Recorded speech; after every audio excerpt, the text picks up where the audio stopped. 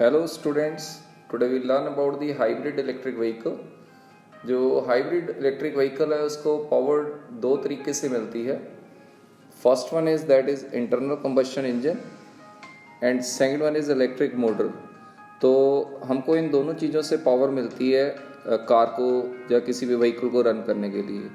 जो electric motor है वो यूज़ करती है जो बैटरी में एनर्जी स्टोर होती है उसकी, और ये जो एनर्जी जनरेट होती है बैटरीज़ में, ये या तो हम कह सकते हैं डायरेक्ट जो हमारा इंजन है वो इसको बैटरी को चार्ज करता है, जहाँ हम रीजनरेटिव ब्रेक सिस्टम, जैसे ब्रेक लगती है तो हम ब्रेक, जैसे रीजनरेटिव ब्रेक सिस्टम एक पूरा एक अलग सिस्टम है जिसमें थ्रू ब्रेकिंग हम बैटरी को चार्ज कर सकते हैं। ठीक है, ये तो बहुत बढ़िया सिस्टम है। और ये हमारा डायरेक्ट, क्योंकि अगर हमने जल्दी चार्ज करना है बैटरी को तो ये रीजनरेटिव ब्रेक सिस्टम इतना जल्दी चार्ज नहीं कर सकता, तो आईसी इंजन की ज़रूरत पड़ती है। जनरली हाइब्रिड व्हीकल्स में प्लग्ड इन नहीं होता, हम बैटरी को डायरेक्ट प्लग लगा के चार्ज नहीं कर सकते। ठीक है, तो now the classification of hybrid electric vehicle is we first go through the series hybrid vehicle. तो पहली जो हाइब्रिड व्हीकल है वो सीरीज हाइब्रिड व्हीकल है। तो पहले इसका डायग्राम देखते हैं, बड़ा ही सिंपल है। ये हमारे व्हीकल के टायर दे दिए हैं और हमारी यहाँ पर बैटरी है। बैटरी ने इन्वर्टर को पावर दी है और इंजन ने भी इन्वर्टर को पावर दी है थ्रू ट्रांसमिशन। ये इन्वर्टर को पावर दे रहा है और इन्वर्टर जो हमारा मोटर को जनरेट कर रहा है, इलेक्ट्रिक मोटर को, और थ्रू गियर सिस्टम हम जो व्हीकल है उसको रन कर रहे हैं, reduction gear.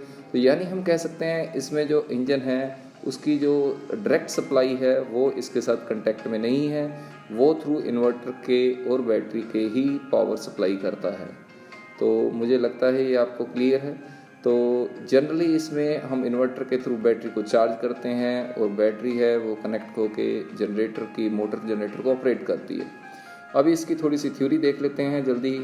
A series hybrid is like a battery electric vehicle in design. Here the combustion engine, जो engine है, drives an electric generator instead of directly driving the wheel. Wheel को direct drive नहीं करते।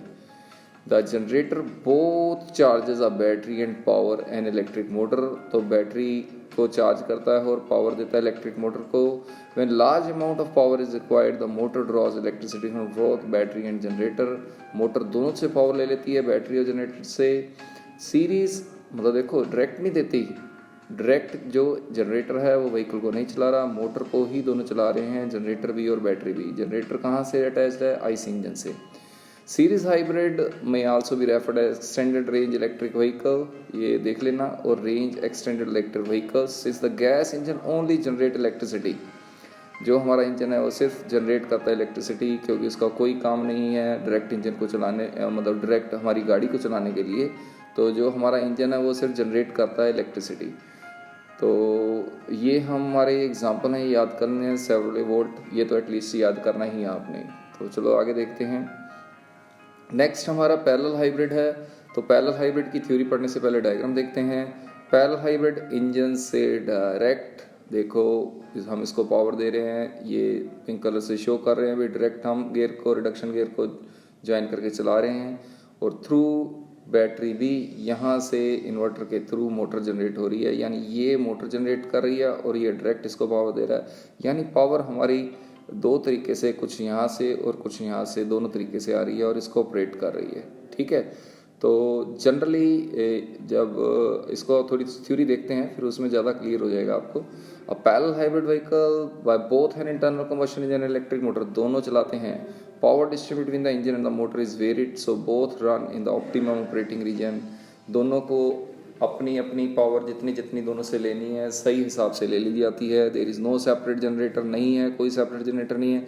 Van ever generation operation is in the motor function as generator, जब भी हमें जरूरत है तो मोटर फंक्शन करती है जनरेटर का। In parallel mild hybrid the vehicle can never drive in pure electric mode, कभी भी प्योर इलेक्ट्रिक मोड पे नहीं चलता, इंजन भी साथ में चल रहा होता है। The electric motor turns on only when a boost is required, हमने जब पावर ज़्यादा चाहिए तब हम इलेक्ट्रिक मोटर को चलाते हैं। आइदर इन हेल्थ हम इंजन को ही चलाते रहते हैं। इसमें एक स्विच लगा होता है, अभी आपने पैरेलल में सिर्फ इंजन को चलाना है कि दोनों के कॉम्बिनेशन को चलाना है। ठीक है, now we go to the series parallel combination. ये दोनों चीज़ें करता है। देखो इस केस में ये जो हमारा इंजन है वो इन्वर्टर के पास भी जा रहा है और डायरेक्ट इधर भी जा रहा है, यानी पावर कुछ यहाँ से यूँ आ रही है और इसकी पावर कुछ ऊपर से घूम के यूँ आ रही है और कुछ डायरेक्ट जा रही है, यानी ये तो पैरेलल सिस्टम हो गया। लेकिन ये जो सिस्टम है ये सीरीज़ का है, तो ये पैरेलल सीरीज़ कॉम्बिनेशन दोनों है, यानी ये डायरेक्ट इंजन से भी चलता है और इंजन की कुछ पावर इन्वर्टर में जाती है और बैटरी में आती है जो कि मोटर को चलाता है। तो ये बड़ा ही सिंपल था। The vehicle can be powered by the gasoline engine working along the electric motor by itself और both energy converters working together. ठीक है, ये समझ में आ गया होगा। Power distribution between the engine and motor is designed, ये एक परफेक्ट डिज़ाइन होता है जिसके हिसाब से ये डिस्ट्रीब्यूशन ऑफ पावर की जाती है so that the engine can run in its optimum operating range as much as possible. तो स्टूडेंट्स ये आपने अच्छी तरीके से करना है, तो मुझे लगता है ये आपको क्लियर है। Thank you, bye bye.